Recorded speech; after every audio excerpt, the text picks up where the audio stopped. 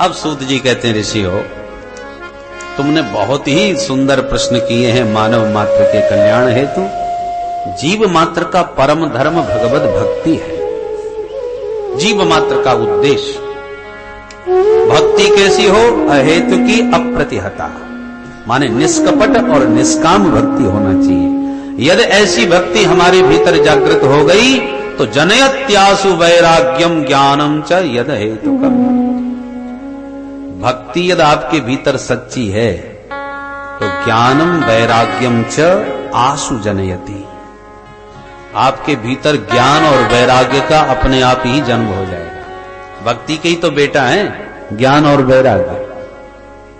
तो भक्ति होगी, अरे मां होगी तो बच्चे पैदा होंगे,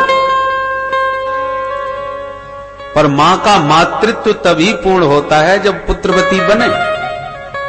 ऐसे ही हमारी भक्ति की सार्थकता तभी है जब भगवान के स्वरूप का हमें बोध होने लगे और जगत से हमें वैराग्य होने लगे। भजन तो खूब कर रहे हैं पर रस संसार में ही आ रहा है और भगवान में आकर्षण भी नहीं हो रहा, तो आपकी भक्ति बंध्या है। मां जैसे पुत्रवती बनने पर गौरवान्वित होती है, ऐसे ही भक्ति की सार्थकता तब है जब ज्ञान और वैराग्य आपके भीतर भक्ति में जन्म लें। अन्यथा ज्ञान बिना भक्ति और वैराग्य बिना भक्ति उसकी शोभा नहीं, बंध्या भक्ति है। बोलो राधे राधे। ज्ञान बिना भक्ति हो तो कैसी होती है? माता जी पहुंच गई पूजा करने के लिए ठाकुर जी के पास, और यदि मंदिर में प्रवेश नहीं हो पा रहा और माता जी को बतासे का भोग लगाना है तो बतासा फोड़ा और ये चढ़ा, जय ठाकुर जी महाराज। और अंदर तक कहीं प्रवेश मिल गया तो पता चला बतासा या रबड़ी जो भी भोग लगाना ठाकुर जी के मुंह में भर दी। अब पूजा कैसे करी जाती है, भोग कैसे लगाया, वो उसका ज्ञान कुछ नहीं है। उनकी तो भक्ति है और श्रद्धा है कि ठाकुर जी को हमें पूजना है, अब जैसे समझ में आवे वैसे पूज दिया। तो ज्ञान बिना भक्ति की शोभा उतनी नहीं होती। भक्ति तो हो पर उसका ज्ञान भी होना चाहिए, भगवत सेवा कैसे की जाती है इसका बोध हो। अच्छा, भक्ति भी है और ज्ञान भी है। कैसे पूजा किया जाता है, सेवा का स्वरूप क्या है, हम अष्टयाम सेवा से भी परिचित हैं, सेवा पूजा से भी परिचित हैं और भक्ति भाव भी बहुत है। पर वैराग्य ना हो तो पता चला सेवा पूजा करके बैठ गई, ज्ञान है इतना मंत्र जाप करना चाहिए, ऐसे मंत्र जाप करना चाहिए, मंत्र में बोलना नहीं चाहिए, सब ज्ञान है। माता जी पूजा सेवा से निवृत्त होकर के अब भजन करने बैठ गई भगवान का, परंतु वैराग्य विहीन स्थिति यदि हो तो क्या होती है कि माता जी भजन तो कर रही और दृष्टि चारों तरफ घूम रही है, घर की व्यवस्था ठीक ठाक चल रही है कि बहू ने नहा लिया कि नहीं, और पता चला कि बहू पड़ोसन के आने पर गप्पे मार रही है उससे बैठी बैठी, और उधर चूल्हे पर दूध बन रहा है और सासू जी भजन कर रही है। अब उन्हें गप्पे भी सुनाई पड़ रही हैं बहू की और उधर दूध भी उफनता दिख रहा है। अब इधर माला की स्पीड, ज्यों ज्यों दूध उफनता जावे त्यों तो सासू जी की माला तेज होती जावे। अब बेचारी बोल सकती नहीं, ज्ञान है, बोल नहीं पा रही, फिर भी अब पूरी ताकत लग रही है, आंखें लाल हो रही है, अब बहू फिर भी नहीं सुन पा रही और माला तेज हो गई। आज माला पूरी कर लूं, अपना नियम पूरी कर लूं, खबर लूंगी इसकी, बहुत गप्पे मारती रहती, करना धरना कुछ नहीं, सब दूध बर्बाद कर दिया। जितना दूध बर्बाद नहीं हुआ उतना अपना खून जला लिया, ये हालत हो जाती है। कहने का तात्पर्य है कि वैराग्य के बिना भक्ति हो भी तो भी एक समस्या ही रहती है। भक्ति की सार्थकता कब है? जब भगवत स्वरूप का भी ज्ञान हो और जगत से वैराग्य हो। आज नहीं तो कल बहू को तो जैसे करना वैसे ही करेगी, तुम कब तक अपने इशारों पर चलाओगे? तो जितने क्षण प्रभु के पास बैठे उतने क्षण तक प्रभु का होके बैठे, जगत का होके नहीं। तो ऐसा ज्ञान और वैराग्य से संपन्न जब भक्ति होगी तो भक्ति सार्थक है, माने पुत्रवती भक्ति है, ज्ञान वैराग्य से युक्त भक्ति माता है। तब उनकी शोभा होती है। तो जनयत्यासु वैराग्यम ज्ञानम च यद हेतुकम। जितने भी धर्मानुष्ठान किए जाते हैं वो केवल भगवत भक्ति के लिए होते हैं। आपने पुरस्चरण बहुत किए, तमाम अनुष्ठान कर डाले, पर भगवान की कथा में रुचि नहीं आती, भगवान की लीलाओं में आनंद नहीं आता, तो हमारे सूत जी महाराज स्पष्ट कहते हैं श्रम एव ही केवलम। पूरा परिश्रम कर रहे हो, अभी आपको भक्ति की सार्थकता प्राप्त नहीं हुई, वास्तविक भक्ति आपको नहीं मिली। जैसे एक पतिव्रता पति की सेवा तो करे, पत्नी है सेवा तो करनी चाहिए, परंतु पति की रुचि समझ में ना आवे, तो पति की रुचि न समझती हुई और पति कुछ कहे कुछ चाहे और पत्नी कुछ और करे, उल्टा सीधा व्यवहार करे, तो इसका मतलब वो पति के रुख को ठीक से समझी नहीं। और सच्चा यदि प्रेम है तो उस प्रेम में ये चमत्कार होता है, जिससे सच्चा प्रेम यदि आप करेंगे तो उसको कहने की भी आवश्यकता नहीं पड़ेगी, आप उसके रुख को देखते ही उसकी रुचि समझ लेंगे कि इस समय ये क्या चाहते हैं। तो सच्चे प्रेम का ये चमत्कार है कि मन की बात भी जान ले। सेवा भक्ति में तो वो शक्ति होती है। श्री नाभा गोस्वामी जी महाराज, गोस्वामी तुलसीदास जी महाराज के समकालीन संत नाभा जी, जब 5 वर्ष के बच्चे थे अंधे पैदा हुए थे, अकाल पड़ गया, भोजन के लाले पड़ गए, तो माँ बाप ने सोचा कि अंधे को कहां लिए फिरेंगे, तो जंगल में ही उस बच्चे को छोड़ दिया और माता पिता चले गए। बच्चा जंगल में पड़ा रहा, अंधा तो था, जाए कहां। इतने में श्री स्वामी अग्रदास जी महाराज निकल पड़े जंगल से। ये रामानंद संप्रदाय के संत थे। बच्चे को जब जंगल में खड़ा देखा तो पूछ दिया, बेटा कौन हो और कहां से आए हो इस जंगल में? बालक ने आंखों में आंसू भर के कहा, महाराज यही जानना चाहता हूं कि मैं कौन हूं और कहां से आया हूं। स्वामी जी इस उत्तर से बड़े प्रभावित हो गए। बच्चा होनहार है, प्रसन्न हो गए, हाथ में कमंडलू का जल लिया, प्रभु से प्रार्थना करके जो उसकी आंखों में मारा, तुरंत उस बच्चे में नेत्र ज्योति आ गई। बालक समझ गया मुझे समर्थ संत मिले हैं, चरणों में आत्मसमर्पण कर दिया और स्वामी जी के साथ ही चला गया। ऐसी जबरदस्त सेवा करी उस बालक ने श्री अग्रदास जी महाराज की कि वो क्या सोच रहे हैं, उनके मन की बात वो जानने लगा। अग्रदास जी महाराज मानसी सेवा करते थे ठाकुर जी की। कमरे के अंदर आंख बंद करके बैठ गए और मानसी सेवा में ठाकुर जी के पास मन से पहुंच गए और मन से ठाकुर जी को नहला रहे हैं, धुला रहे हैं, खिला रहे हैं, पिला रहे हैं, सुला रहे हैं, सारी सेवा मन से, क्रियात्मक कुछ भी नहीं। पुराने जमाने में पंखे चलते नहीं थे, गर्मियों का समय था। पुराने जमाने वो वस्त्र सा लटका रहता था रस्सी से, यूं खींच खींच करके, आज भी बिहारी जी में लटका है, तो ऐसे उसी से ही हवा होती थी। तो स्वामी जी जब मानसी सेवा में ध्यान मग्न बैठ जाते थे तो नाभाजी कमरे के बाहर वो रस्सी हिला हिला के गुरु जी की सेवा करते थे, पंखा करते थे। अब मानसी सेवा चल रही थी अग्रदास जी की ध्यान मग्न, और ध्यान में ठाकुर जी को नहला दिया, नहला करके बढ़िया बढ़िया इत्र चंदन सब लगा के वस्त्रालंकार धारण करा दिए और बढ़िया फूलों की माला गूंथ करके भाव से पहनाना चाह रहे थे। माला गूंथ ली, हाथ में भी ले ली, और जैसे ही पहनाने को हो गए कि उनका एक कृपा पात्र शिष्य उद्योगपति व्यापारी था, पानी के जहाज से बहुत सारा धन लेकर के, वैभव लेकर के, संपत्ति लिए जा रहा था। अचानक तूफान ने लहरों में उसके जहाज को घेर लिया और इतनी जोर से जहाज डगमगाने लगा कि किसी भी पलट सकता था, समुद्र में डूबने ही वाला था कि आर्त भाव से पुकार उठा, हे गुरुदेव रक्षा करो, हे गुरुदेव रक्षा करो।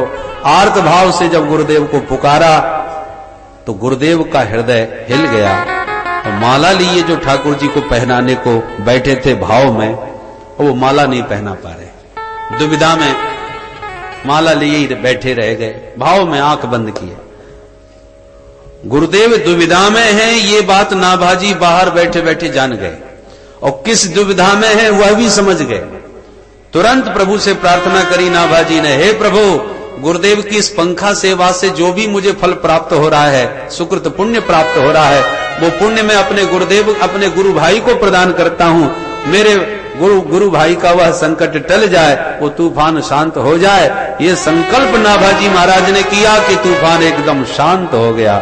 जहाज बड़े आनंद से आगे बढ़ गया और नाभाजी ने बाहर से आवाज लगाई, गुरुदेव, तूफान एकदम शांत है, जहाज बिल्कुल सुरक्षित है, आप प्रेम से माला पहनाइए। इतना सुनते ही गुरुदेव गदगद हो गए, नेत्र खुल गए और तुरंत बोले, बेटा कौन? तब दौड़ के अंदर आए, नाभाजी चरणों में प्रणाम किया, आपका चरणों का दास ये नाभा है।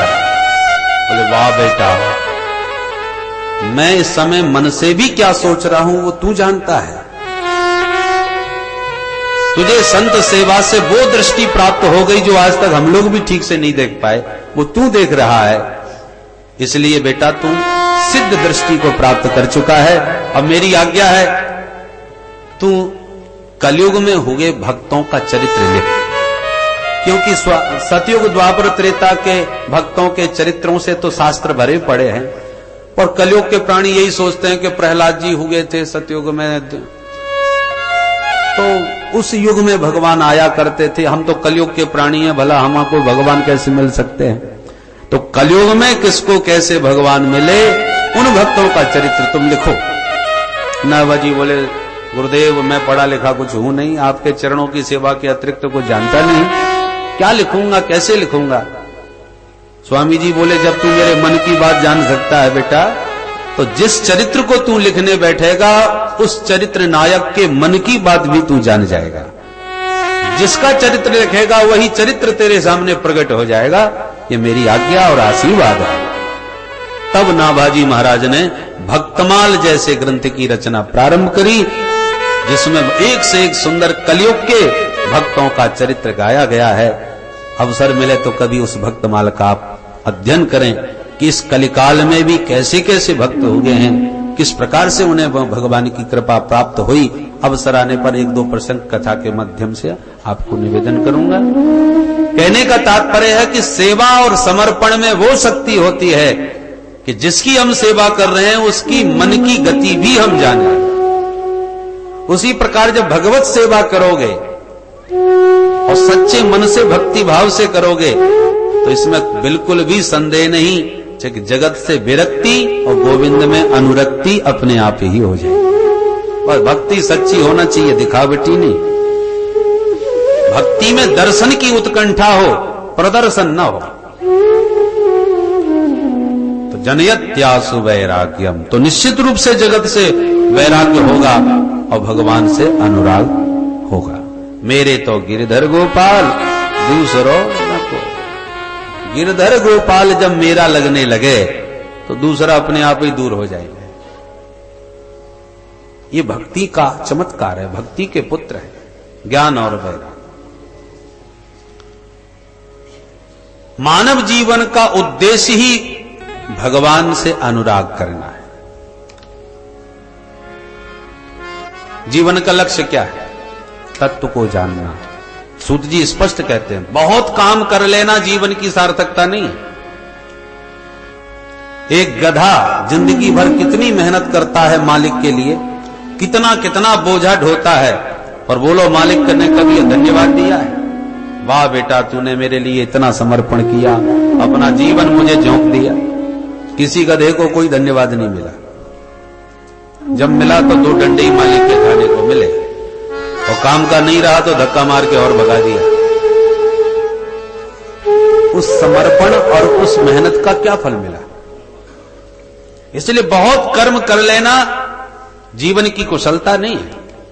कर्तव्य पालन करना चाहिए, पर कर्तव्य पालन में ही पूरा जीवन समर्पित कर देना यह बुद्धिमानी नहीं।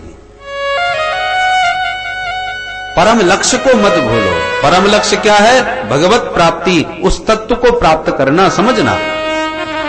सौनक जी बोले, ये तत्व क्या चीज है? तत्व की परिभाषा क्या है? तत्व की परिभाषा देते हैं।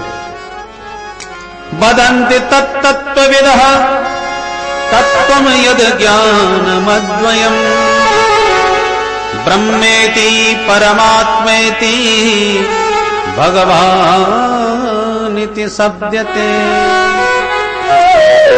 वदन्ति तत्तत्त्वविदः तत्त्वं यद् ज्ञानमद्वयम्। सूत जी कहते हैं ऋषियों, तत्व ज्ञानी एक तत्व को ही विविध नामों से जानते हैं। एकम सद्विप्राह बहुधा वदन्ति। तत्व एक ही है, पर ज्ञानियों से पूछा जाए तो ज्ञानी उस तत्व को कहेंगे कि ये ब्रह्म है। योगियों से पूछा जाए तो वो उसी तत्व को परमात्मा कहेंगे। भक्तों से पूछा जाए तो वो उसी तत्व को भगवान कहेंगे। ब्रह्मेति परमात्मेति भगवान इति शब्दते, ये शब्द संज्ञा है, तत्व वही एक है। तो प्रश्न उठता है, ब्रह्म में, परमात्मा में और भगवान में भी भेद है क्या? बोले हां, बहुत भेद है। क्या भेद है भाई? प्राय हम लोग ब्रह्म कहें चाहे परमात्मा कहें चाहे भगवान कहें, एक ही बात समझते हैं। बोले एक ही नहीं है, भेद है उसमें। भेद क्या है? बोले ब्रह्म का मतलब है जो व्यापक हो, निर्गुण निराकार जो तत्व है उसका नाम है ब्रह्म। और सगुण साकार तत्व जो है उसका नाम है भगवान। और सगुण निराकार जो तत्व है उसका नाम है परमात्मा। जरा गंभीरता से इस विषय पर ध्यान दें। एक उदाहरण से देखें। ये बिजली है। बिजली तो पहले भी थी, परंतु पहले निर्गुण निराकार के रूप में बिजली व्याप्त थी, हमारे प्रयोग में नहीं थी। पर बिजली की शक्ति तो थी, भले ही हम उससे अनभिज्ञ थे, वो हमारे प्रयोग में न थी, फिर भी आज से 100 साल पहले भी बिजली तो थी, बिजली की शक्ति तो थी, पर वो शक्ति निर्गुण निराकार के रूप में व्याप्त थी। पर वैज्ञानिकों ने अनुसंधान किया, शोध किया, प्रयास किया, तो वही बिजली उत्पन्न होने लगी, सगुण हो गई, बिजली का आविष्कार हो गया। और तार में करंट के रूप में वह बिजली आविष्कृत हो गई। तो इस समय उस बिजली का नाम हो गया फिर सगुण निराकार परमात्मा। पहले थी वो ब्रह्म, व्यापक थी। फिर पानी आदि के संग्रह को करके वैज्ञानिकों ने बिजली उत्पन्न हुई करी, तो उसका नाम हो गया सगुण निराकार तत्व अर्थात परमात्मा।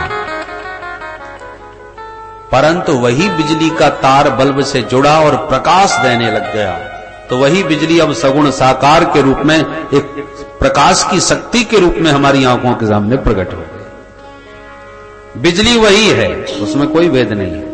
पहले वो निर्गुण निराकार के रूप में व्याप्त थी, फिर सगुण निराकार के रूप में, करंट के रूप में प्रकट भई, और फिर बल्ब के माध्यम से आलोकित होने लगी, प्रकाशित होने लगी, तो वही भगवान के रूप में अभिव्यक्त हो गई, सगुण साकार बन गई। बोलो राधे राधे। तो परमात्मा कहो या ब्रह्म कहो या भगवान कहो, तत्वतः वो एक ही चीज है। परंतु व्यवहारिक दृष्टि से यदि विचार किया जाए तो उसके भेद हो गए। दूसरे दृष्टांत से देखो, पानी कहो या बर्फ कहो या भाप कहो, ये दृष्टांत ज्यादा सुगम है। तत्वतः एक ही चीज है। पानी कोई बर्फ में रख दिया, वो फ्रिज में रख दिया, वो बर्फ बन गया, तो उसी पानी का नाम हो गया बर्फ। और यदि पानी को खौला दिया आग पे चढ़ाकर, तो भाप बन के निकल गया, उसी पानी का नाम हो गया भाप। अब भाप कहो या बर्फ कहो या पानी कहो तो एक ही चीज है। पर हमको लगी प्यास, हमने कहा जरा एक गिलास पानी देना, और आपने बर्फ का डेला पकड़ा दिया, तो मांगने वाला नाराज हो जाएगा, तुम्हारा माथा खराब है, हम पानी मांग रहे हैं, तुम बर्फ दे रहे हो। और तुम तर्क ये दो कि ये भी तो वही चीज है। तो तत्वतः वही चीज है, ये बात ठीक है, पर पानी की जगह पानी ही देना पड़ेगा, बर्फ की जगह बर्फ ही देनी पड़ेगी, नहीं, क्योंकि व्यवहार में वो गलत सिद्ध हो जाएगी। ऐसे ही तत्वतः एक ही चीज है, ब्रह्म कहो, परमात्मा कहो या भगवान कहो, पर रसिकों की दृष्टि से भेद है। जिस ज्ञानी को ब्रह्म में आनंद आएगा, वह परमात्मा और भगवान में उसे नहीं आएगा। और भक्तों को जो सगुण साकार राम श्याम के रूप में भगवान से जो सुख मिलता है, वो निर्गुण ब्रह्म में उन्हें आनंद नहीं आता। इसलिए तत्व तो एक ही है। तीसरे दृष्टांत से यदि हम कहें कि एक ही आटे से पूड़ी भी बनी, रोटी भी बनी, परामठे भी बने। बने तो एक ही आटे से। अब पूड़ी खाओ या परामठे खाओ या रोटी खाओ, परंतु जिसको रोटी की इच्छा है उसे रोटी ही देनी चाहिए। उनके सामने आपने परामठे रख दिए तो हाथ जोड़ लेगा, साहब पेट खराब है, हम नहीं चाख ही नहीं सकते। और जिसको खूब बढ़िया तगड़ी खुराक है, जठराग्नि प्रबल है, उसको परामठे नहीं दिए और रूखे फुल्का दे दिए तो हाथ जोड़ लेगा, साहब रूखे फुल्का तो घर में ही बहुत है, यहां पर जो फुल्का खाने आए चकाचक माल छानेंगे, उसको उसमें आनंद आ रहा है। तो भैया अपनी अपनी सामर्थ्य है, पाचन शक्ति जिसकी जैसी हो और जिसकी जैसी रुचि हो, रुचि के अनुसार भोजन करेगा। किसी को रोटी में, किसी को परामठे में, जिसमें जिसको स्वाद आवे, बने सब एक ही आटे के। ठीक इसी प्रकार से यही एक तत्व रुचि नाम वैचित्र्यात् विविध रूपों में अभिव्यक्त हुआ है। अब तुम्हें रस किस में आता है? किसी को राम जी में, किसी को श्याम जी में, तो किसी को भोले बाबा में। अरे पूड़ियों में भी तमाम भेद हैं, कोई काली पीली नीली हरी, जाने कैसी प्रकार की पूड़ियां बनती हैं। जिसको जिसमें स्वाद आवे, आनंद आवे, वही पाओ, वही उसके लिए सबसे उत्तम भोजन है। तो जो भोजन हितकर हो और रुचिकर हो वही उत्तम है। उसी प्रकार एकम सद विप्रा बहुधा वदंती, वही एक तत्व विविध रूपों में प्रकट हुआ है।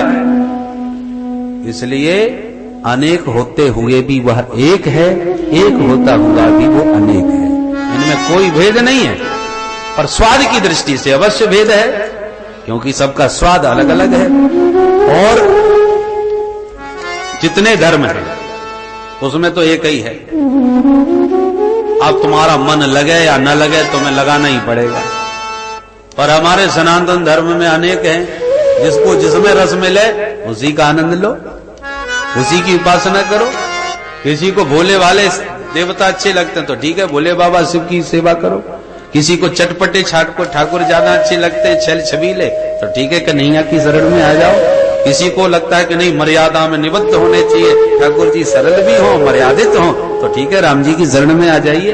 किसी न को देवी माँ के रूप में यदि भगवान होते तो उनकी गोद में हम बच्चों की तरह खेलते, तो ठीक है भगवान देवी शक्ति के रूप में भी विराजमान है, उनके पुत्र बनकर के उनकी गोदी में खेलो।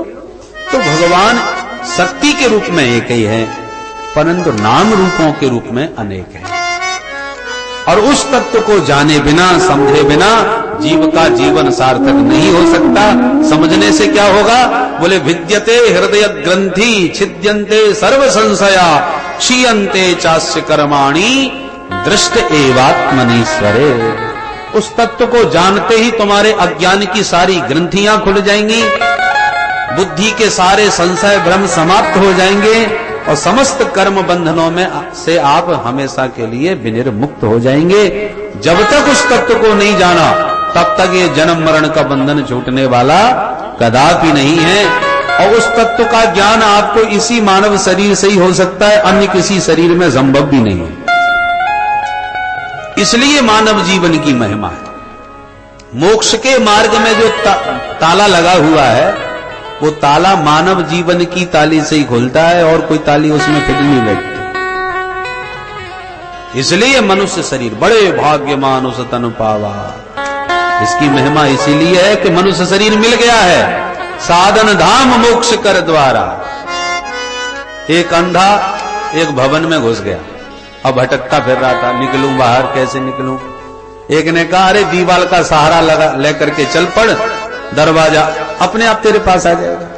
बात ठीक थी, अंधा दीवाल का सहारा स्पर्श करता हुआ चल दिया, और जो दरवाजे के पास आया तो सिर में खुजली मची जोड़ के, तो खुजलाने लगा और चलता भी गया। 2 कदम में ही दरवाजा छूट गया। अब एक बार दरवाजा छूटा तो पूरे भवन का दोबारा चक्कर काटना पड़ा। दरवाजा एक ही है। ऐसे ही 84 लाख योनियों के चक्रव्यूह में मोक्ष का दरवाजा केवल मानव शरीर है। अब इस मानव शरीर में यदि इस जीवन में आपने तत्व ज्ञान प्राप्त नहीं किया तो दरवाजा छूट गया और 84 का पूरा चक्कर आपको फिर दोबारा काटना पड़ेगा। पुनरपि जननम पुनरपि मरणम पुनरपि जननी जठरे शयनम। इसलिए संत बार बार सावधान कर रहे हैं, तस्मात् जागृति जागृति, जाग जाओ, अभी समय है, अवसर है, ये दरवाजा तुमसे छूटा जा रहा है। और खुजली क्या है? विषयों का सुख। जन्म जन्मांतरों के अभ्यास से जो विषय जन्य सुख हैं उनके हम अभ्यासी हो गए हैं। तो जैसे कुकर सूकर की योनि में हम विषय भोग करते रहते हैं, वही विषय सुख इस मानव शरीर में ही भोगते रहे, परंतु जिस दरवाजे से निकलना था वो दरवाजा हमारा वो खुजलाने के चक्कर में छूट गया। अरे खुजली तो आगे पीछे भी आप खुजला सकते हो, दरवाजा आए तो सावधान हो जाओ कि निकलना है अब बाहर, चूक ना जाए। तो वही चूक हमसे बार बार होती है और बार बार जन्म मरण की भवाटिबी में भटक रहे हैं। इसलिए सावधान होकर के दरवाजे पर खड़े तो हैं, बाहर निकल जाए तो कुशलता और नहीं निकले तो फिर जैसे अन्य शरीर है वैसे मनुष्य शरीर में भी वो आपने वही सब काम किए, आहार निद्रा भय मैथुनंच, क्या विशेषता रही? आप भी सोते हो, जीव जंतु भी सोते हैं, आप भी खाते हो, वो भी खाते पीते हैं, आपको भी डर भय लगता है, उनको भी डर भय लगता है, आपका भी परिवार, उनके भी बाल बच्चे हैं। भेद क्या है मनुष्य में और जानवरों में? भेद केवल यही है कि मनुष्य जानता है कि जीवन का स्वरूप क्या है, कर्तव्य जीव का कर्तव्य क्या है, तत्व ज्ञान की योग्यता मनुष्य में है। इसलिए मानव जीवन की महिमा है और उसको हमने नहीं पाया तो जानवरों की तरह अपना जीवन गंवाया। इसलिए विद्यते हृदय ग्रंथि छिद्यन्ते सर्व संशय। अरे मनुष्य जीवन में भी आप विचार करके देखिए, कई लोग ऐसे भी हैं कि बुढ़ापा आ गया अभी तक यही विश्वास नहीं जमा पाए कि भगवान होते हैं कि नहीं। पहले तो विश्वास तो दृढ़ बने तब तो उपासना आगे बढ़े, विश्वास ही पक्का नहीं हो पाया। एक सज्जन तो ईश्वर का खंडन नहीं किया करते थे, मैं भगवान को नहीं मानता, लोगों की कपोल कल्पनाएं, झूठी सब बातें, मुझे तो कहीं कुछ नहीं अनुभव हुआ, ना कोई दिखा, इसलिए मैं कैसे मान लूं। एक मित्र ने उसकी जेब में हाथ डाला तो अचानक माला झोली निकल पड़ी। मित्र हैरान होकर बोला, तू तो ईश्वर का हमेशा खंडन करता है, मैं भगवान को नहीं मानता, तो माला झोली तेरे जेब में कैसे पड़ी? तो हंस करके बोला, देखो भाई, मुझे विश्वास तो पूरा है कि भगवान हो नहीं सकते, पर कभी कभी सोचता हूं यदि भगवान हुए तो मैं ही उनका विरोध करता रहता हूं, दुनिया तो बहुत लोग मान रहे हैं उनको, तो कहीं जो मानने वाले हैं और सचमुच भगवान यदि हुए तो मेरी तो बड़ी दुर्गति कर देंगे। इसलिए अकेले में एक हाथ माला जप लेता हूं और कह भी देता हूं वैसे तो आप हो नहीं, और यदि आप हो तो देखो हम भी भजन कर रहे हैं महाराज, थोड़ी बहुत कृपा हम पे भी। ये हालत है हम लोगों के मन की, विश्वास नहीं। अच्छा एक बात बताओ, भगवान को मानने में क्या घाटा है और न मानने में क्या हानि है? दोनों पर विचार करो, तटस्थ भाव से विचार करो। यदि भगवान हैं और हम नहीं मानते तो क्या परिणाम होगा, और मानो भगवान नहीं है और हम मान रहे हैं तो क्या नुकसान है? दोनों पर यदि विचार करके देखें। भगवान नहीं है और आप माने बैठे हो तो नुकसान कुछ भी नहीं होने वाला। झूठे भी यदि माने, एक कल्पना कर लो कि भगवान नहीं है और आप मान रहे हो तो बुरा काम तो कुछ नहीं होगा, भगवान के डर से, दुराचरण से ही बचोगे, भगवान के भय से गलत काम नहीं करोगे, अच्छा ही अच्छा होगा, बुरा कुछ नहीं होने वाला। और भगवान है और आप नहीं मान रहे तो घाटा ही घाटा है। एक उदाहरण से समझ लो, एक गांव जंगल के बीच में था। अब गांव वालों ने हल्ला मचाया, अरे आजकल जंगल में शेर आ गया है भैया, अकेले मत जाना कोई शहर, जब भी जाओ हथियार लेके और 2-4 लोग संग में ही जाओ। पर कुछ गांव वाले बोले, अरे हर बार लोग यही हल्ला मचाते हैं, शेर आ गया, शेर आ गया। शेर कहां रखे भाई जंगलों में, अब कोई नहीं है, सब बकवास अफवाह है। अब दो बातें हो गई, आधे लोग कह रहे हैं गांव के कि शेर आ गया, होशियार रहो, आधे लोग कह रहे हैं सब बकवास, शेर नहीं है। तो बोलो शेर माना जाए या नहीं माना जाए? कुछ लोग बोले भाई शेर हो या ना हो, यदि है हम तो होशियारी से रहेंगे। बंदूक टांग करके 2-4 लोग मिल करके जाते हैं, अब शेर न भी मिला तो नुकसान तो कुछ भी नहीं हुआ, अपनी बंदूक लेके गए, अपने सुरक्षित गए, सुरक्षित आ गए, निश्चिंत होकर के गए, डर तो नहीं रहा। अब शेर सचमुच आ गया है और तुम उसे अफवाह मान रहे हो, सब बकवास, झूठी बात, हम मानते ही नहीं, और बिना हथियार के अकेले निकल पड़े क्योंकि हम मानते ही नहीं शेर को, और कहीं शेर निकल पड़ा तब मारा गया नास्तिक। तो नहीं मानता है उसी को पकड़ के खा जाएगा। तो शेर है और आप नहीं मानोगे तो मारे जाओगे, और आप शेर को मानते हो भले ही शेर न भी रहा तो सावधान होकर के जाओगे और सुरक्षित रहोगे। उसी प्रकार ईश्वर है और आप मानते हो तो बहुत अच्छा, पर नहीं मानोगे और ईश्वर रहा तो दुर्गति हो जाएगी। परंतु मान करके चल रहे हो और ईश्वर न भी हुआ तो नुकसान होने वाला कुछ भी नहीं है। शुभ कर्मों में आपकी प्रवृत्ति होगी और आप दुष्कर्मों से बचोगे, हानि कुछ भी नहीं होने वाली। इसलिए ये दृढ़ विश्वास मन में स्थिर कर लेना चाहिए। भक्ति के 3 सोपान हैं, विश्वास, संबंध और समर्पण। पहले विश्वास दृढ़ हो, फिर ठाकुर जी से कोई संबंध जोड़ लो। ठाकुर जी तो हर संबंध न मानने को स्वीकार है। बेटा बना लो बेटा बन जाए, पिता बना लो पिता बन जाए, मित्र बनाओ मित्र बन जाए, शत्रु बनाओ तो शत्रु भी बन जाए, जो चाहो सो बनाए लो। तो हे मोहे नाते अनेक मानिए जो भाव है। हर नाता भगवान निभाने को तैयार है। इसलिए उस तत्व को जाने बिना जीवन की सार्थकता संभव नहीं। और वही तत्व अपना विश्वास दिलाने के लिए विविध रूपों में अवतरित होता है। वे ही राम और श्याम बन के हमारे साथ खेलने और खाने भी आए। 7 वर्ष की उम्र में गोवर्धन उठाई दिए। ये सारी लीला करके भगवान दिखाना चाहते हैं कि मैं हूं। बोलो राधे राधे। देखो, और धर्मों में, किसी धर्म में किसी का दूत आता है, उनके खुदा कहो, परमात्मा का, अल्लाह करो, जो भी कहो। अन्य धर्मों में ईश्वर का पुत्र आता है या ईश्वर का दूत आता है। ईश्वर खुद नहीं आता, उनका भगवान स्वयं नहीं आएगा, या तो अपना बेटा भेजेगा या अपना सेवक भेजेगा। पर ये केवल सनातन धर्म का ईश्वर है जो स्वयं आता है। दूतों को भी भेजता है, अपने सेवकों को भी भेजता है। श्री रामानंदाचार्य जी महाराज, श्री शंकराचार्य जी महाराज, अन्य अन्य अपने आचार्यों के रूप में अपने सेवकों को भी भगवान भेजते हैं। और अवसर आने पर स्वयं भी प्रभु पधारते हैं। श्री राम और कृष्ण के रूप में वह परिपूर्ण परमात्मा भी प्रकट होता है। बाकी लोग अपने को खुदा को पुकारते ना, खुद आ। खुदा का मतलब खुद आ। तो आप स्वयं आइए, नौकर चाकर न भेजिए। पर वो खुद आता ही नहीं, वो भेजता ही रहता है। ये केवल हमारा परमात्मा है जो केवल आता ही नहीं, हमारे साथ खेलता भी है, हमारे साथ खाता भी है, हमारे हाथों से बन भी जाता है, हमारे आंखों के सामने रोने भी लग जाता है।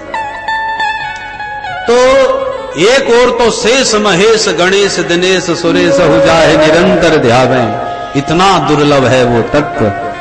परंतु दुर्लभ ही, जो वस्तु बहुत ज्यादा दुर्लभ बन जाए ना, व्यक्ति उसके प्रति उदासीन हो जाता है। अरे हमको मिलने वाली तो है नहीं, तो फायदा क्या कल्पना करने से।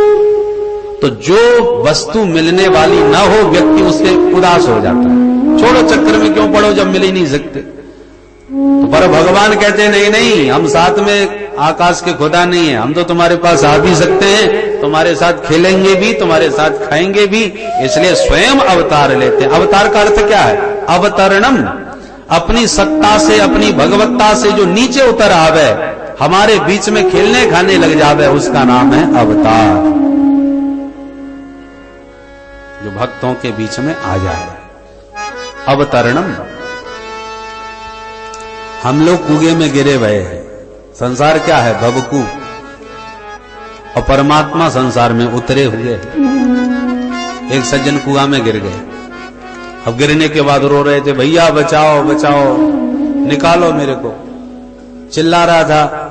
एक साथी ने सुन लिया, उसने तुरंत कमर में रस्सी बांध करके धीरे से नीचे उतर गया। तब तक और भी लोग इकट्ठे हो गए, भैया कुआं में गिर गया, कुआं में गिर गया। एक बोला एक नहीं गिरा, 2 गिर गए। 2 गिरे? बोले हाँ देखो 2 खड़े हैं। एक समझदार बोला अरे गिरा तो एक ही है, दूसरा तो अभी अभी उतर के गया है। वो तो कह रहा था 2 गिरे हैं, समझदार कह रहा था 1 गिरा है 1 उतरा है। तो गिरने में उतरने में कितना बड़ा अंतर हो गया। जो गिरेगा वो चोट खाएगा, घबराएगा, अकुलाएगा, निकलने के लिए आतुर हो जाएगा, व्याकुल हो जाएगा। और जो उतरा है उसे न कोई चोट है, न कोई भय है, न व्याकुलता है, क्योंकि अपनी मर्जी से उतर के गया है, अपनी मर्जी से जब चाहे चढ़ जाए। तो गिरने उतरने में बहुत अंतर है। तो संसार क्या है? भवकूप। हम लोग इसमें गिरे भये हैं, कर्मों के जाल में फंसकर गिर गए। अब गिरने के बाद हम निकलने के लिए छटपटा रहे हैं, हे प्रभु उद्धार करो, कल्याण करो, उबारो, तारो। हम लोग पुकार रहे हैं।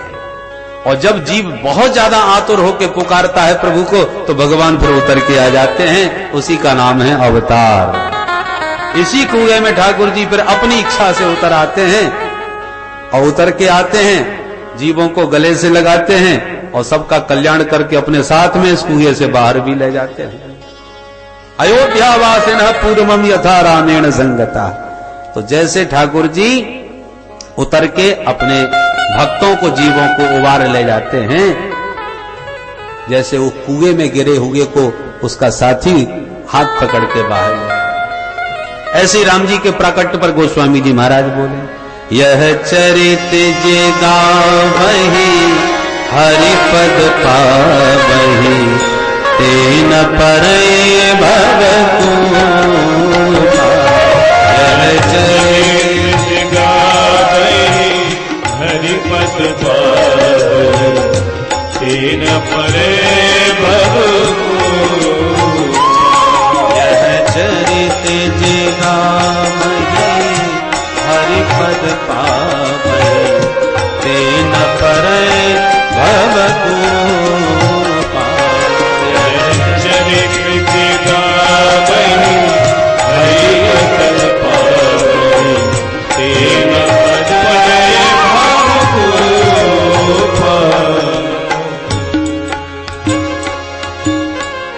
राम जी क्यों आए हैं?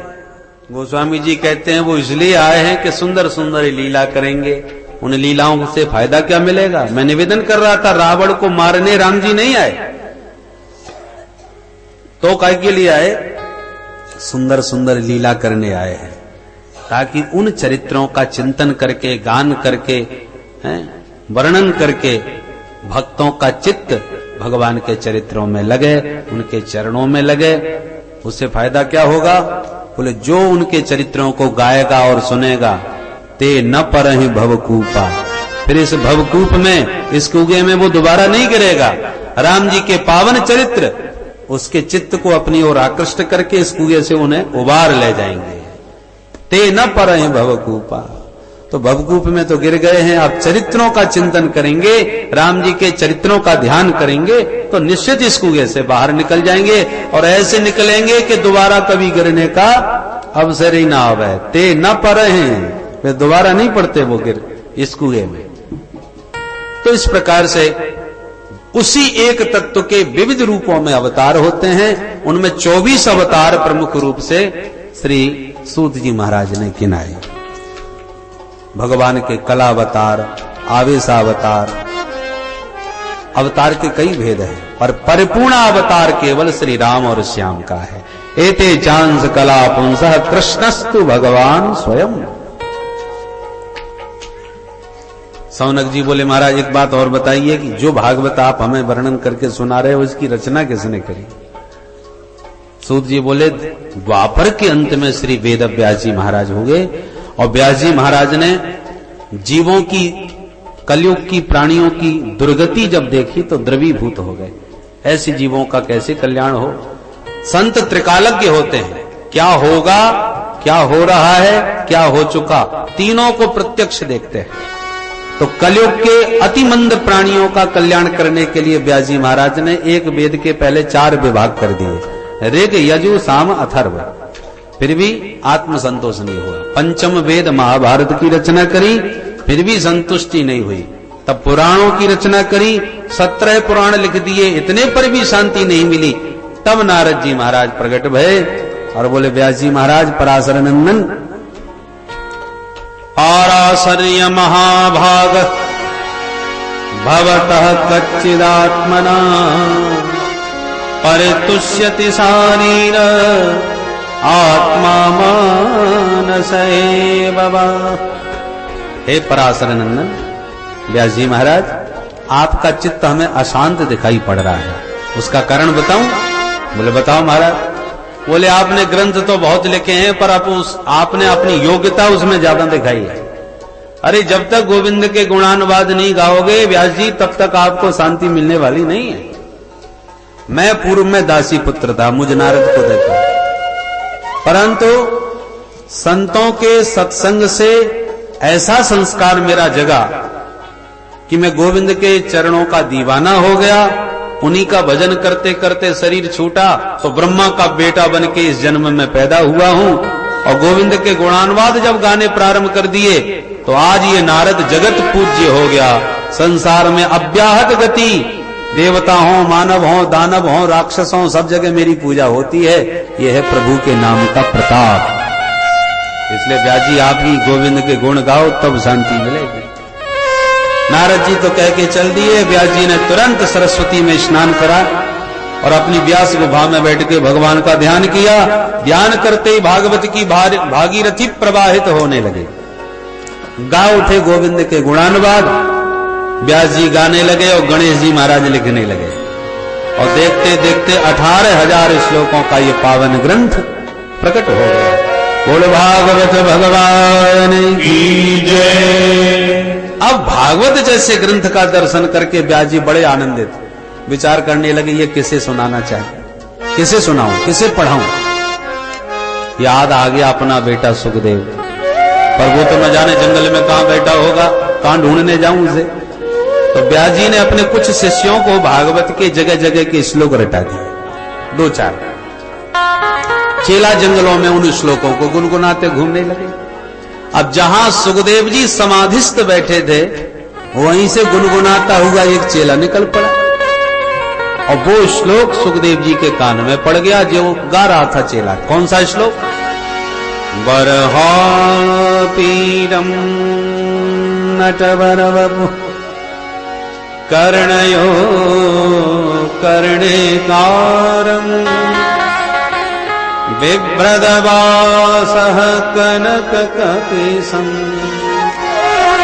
वैजयन्ती च माला रन्ध्राण वेणोरधर सुधया पूरयन् गोपवृन्दै वृन्दारण्यं स्वपदरमणम् प्राविशद गीतकीर्ति।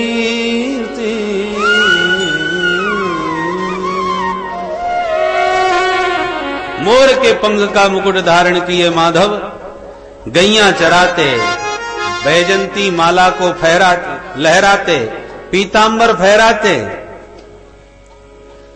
बंसी बजाते, शाम के वक्त ग्वालों से घिरे हुए गोपाल अपने वृंदारण्य में प्रवेश पा रहे हैं। जो इस गोपाल की झांकी इस श्लोक के माध्यम से सुखदेव जी ने कानों से सुनी तो मोर मुकुट बंसी वाला श्रवण रंध्र से हृदय में आकर के खड़ा हो गया। अब सुखदेव जी तो निर्गुण ब्रह्म का ध्यान लगाए रहे थे, पर गोविंद की मनोहारिणी छवि जब हृदय में उतर गई इस श्लोक के द्वारा तो दीवाने हो गए, उठ के खड़े हो गए। ऐसे मोर पंख वाले का तो दर्शन करूंगा, अवश्य मिलूंगा। चित्त छटपटा उठा मिलने को। फिर ध्यान में आया सुंदर बहुत है, पर स्वभाव का न जाने कैसा होगा। हम पागलों की तरह दीवाने बने उसके पीछे भागते फिरे और वो हमें पीछे मुड़ के ही ना देखे, हमसे बातें ही ना करे, वो हमें पूछे ही नहीं। तो ऐसे के पीछे भागने से क्या फायदा जो हमसे बात ही नहीं करना चाहता। स्वभाव का यदि कठोर हुआ तो हमारे किस मतलब का। ऐसे के पीछे नहीं जाना चाहिए। हाँ सुंदर तो है पर स्वभाव का तो पता नहीं ना कैसा होगा। तो पुनः अपने चंचल चित्त को सावधान किया। तो दुनिया के चक्कर में न पड़ो, ब्रह्म का चिंतन करो, मन को समझाने लगे। तब तक उस चेला ने दूसरा श्लोक सुना दिया। दूसरे में भगवान के स्वभाव का वर्णन था। अहो बकीयं स्तनकालकूटम्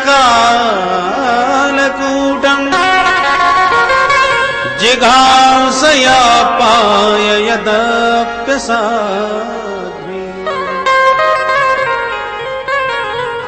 लेभे गतिं धातृचितां ततोऽन्यम्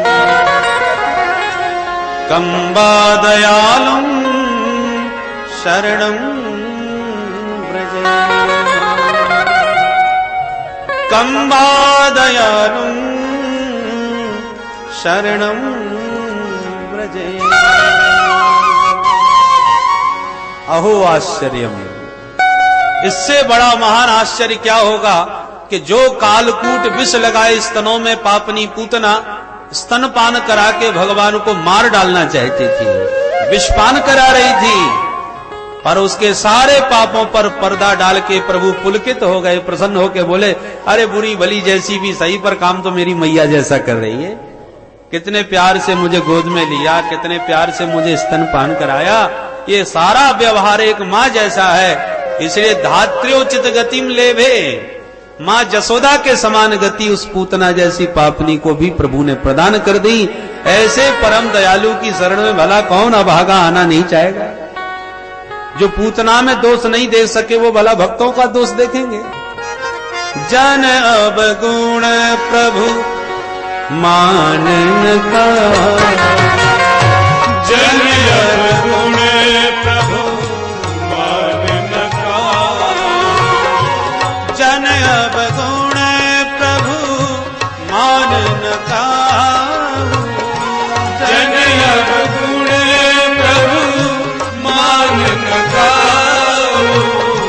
दीन बंधु अति मृदुल स्वभाव, दीन बंधु अति मृदुल स्वभाव, दीन बंधु अति मृदुल स्वभाव, दीन बंधु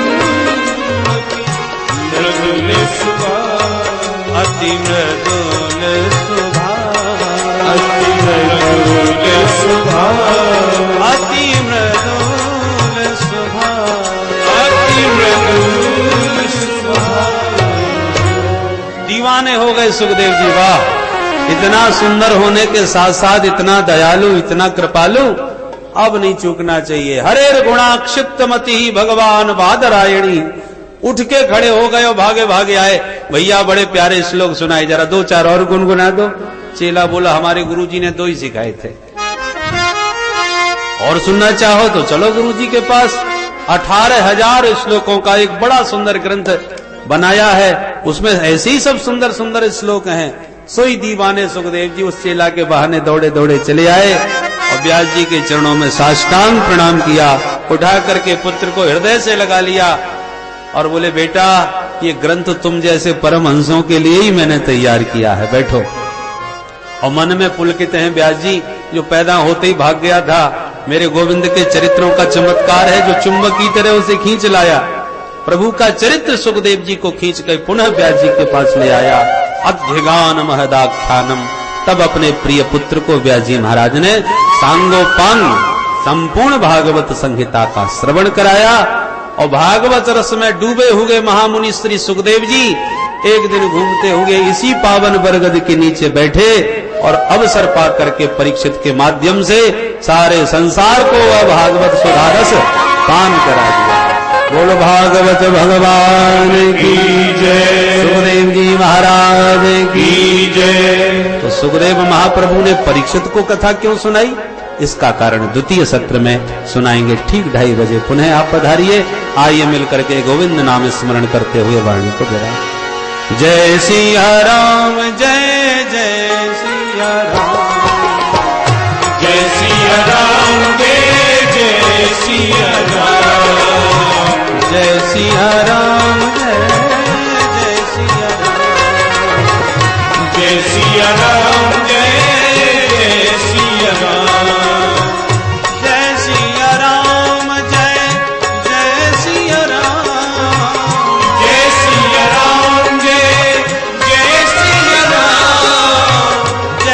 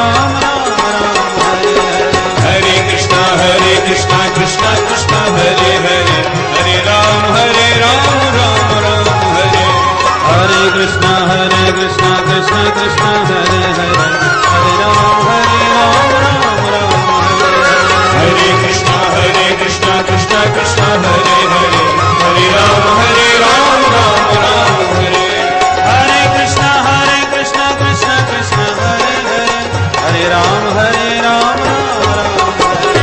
हरे कृष्णा कृष्ण कृष्ण हरे हरे हरे राम राम राम हरे हरे हरे कृष्ण कृष्ण कृष्ण हरे हरे हरे राम राम राम हरे कृष्णा कृष्ण कृष्ण हरे हरे हरे राम राम राम हरे हरे हरे कृष्ण कृष्ण जय हो हरे राम हरे कृष्णा हरि बोल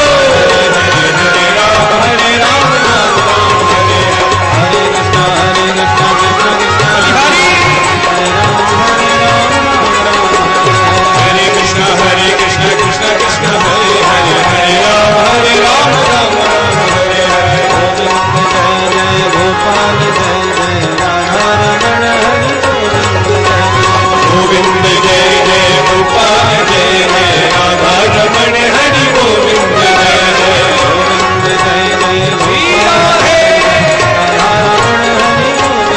गोविंद जय गोपाल जय जय राधा रमण हरि गोविंद जय राधा रमण हरि गोविंद जय राधा रमण हरि गोविंद जय राधा रमण हरि गोविंद राधा रमण हरि गोविंद जय राधा कृष्ण भगवान की जय श्रीमद् भागवत महापुराण